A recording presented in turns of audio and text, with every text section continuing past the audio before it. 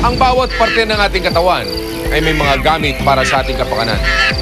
Dapat mo lang matuklasan kung paano sila pakikinabangan. Huwag nating tantanan ang amazing story number 3. High five sa Lotay!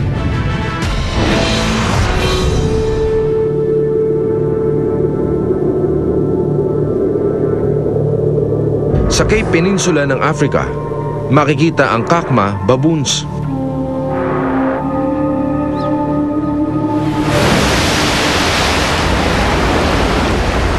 Maraming pagkaing halaman dito.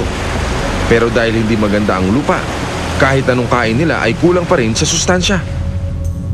Kaya makikipagsapalaran sila para humanap pa ng iba.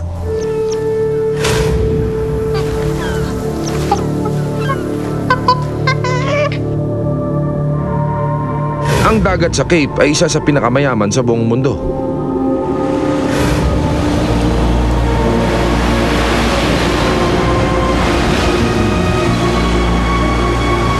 Kaya naging bihasa na sila sa mga alon.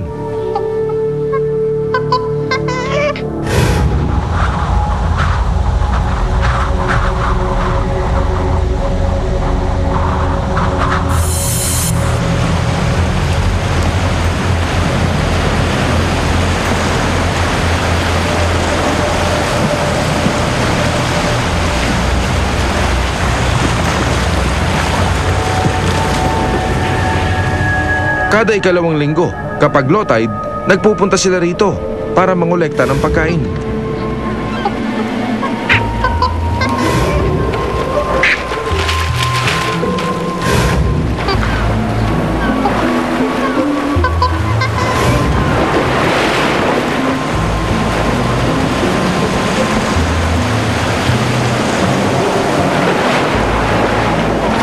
Ang mga hinahanap nila ay nakatago sa mga seaweeds.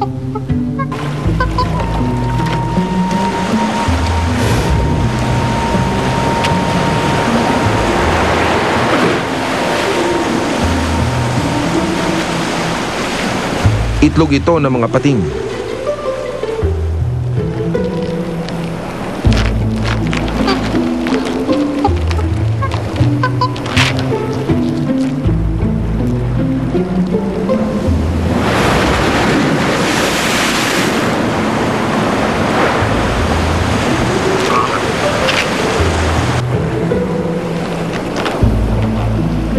Maliit ito pero marami at masustansya pa.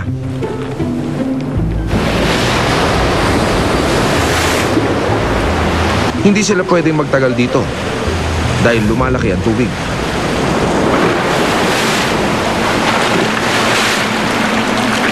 Kaya lipat naman sila para lantakan ang mga tahong.